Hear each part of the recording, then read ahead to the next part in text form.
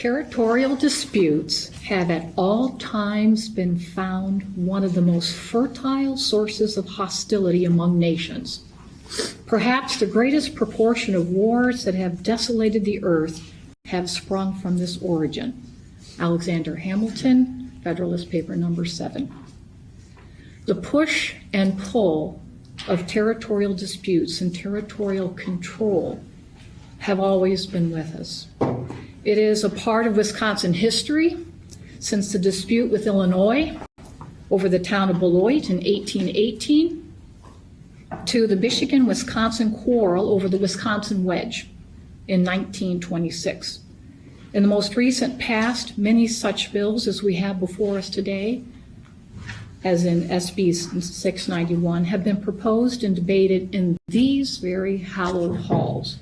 I have listed them here in the testimony that you have before them, but this came up in 1991, 1993, 1995, 1997, 1999, 2001, 2003, 2005, 2007, 2009, and it goes on till even as recently as last session. SB 835 passed both houses, was signed into law by the governor in March of 2022. This bill addressed, among other related topics, the interim ordinances that froze extraterritorial zoning, which was a terrible practice that was being done, and that was stopped, thankfully.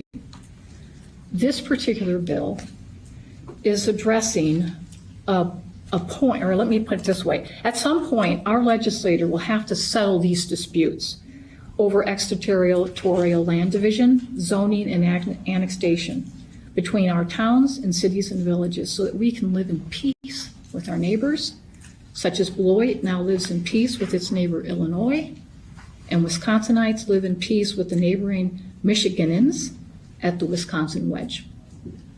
SB 691 allows for representation in regulation. Currently, cities and villages can unilaterally dictate to a town the land division in an extraterritorial area without the town's consent. The residents' property owners have no say in this regulation, as they are not residents of the city or village that is dictating the terms. They are unable to vote for or against any of the elected officials that are making the decisions, as they are not residents of that municipality. SB 691 protects property rights. People choose where they want to live. Citizens of Wisconsin who live in towns have chosen to do so. They could have chosen to reside in a village or a city. However, they purchase or rent property in a town so that they might enjoy the benefits of town living. Annexations by anything less than a unanimity means that some landowners are forced into becoming a part of another municipality against their will. SB 691 maintains the precious right of direct democracy. Towns alone in the state of Wisconsin enjoy this form of government. It is perhaps the most appealing of all the benefits of living in a town. The people of a town collectively make decisions regarding tax levies, services, and the future of their town.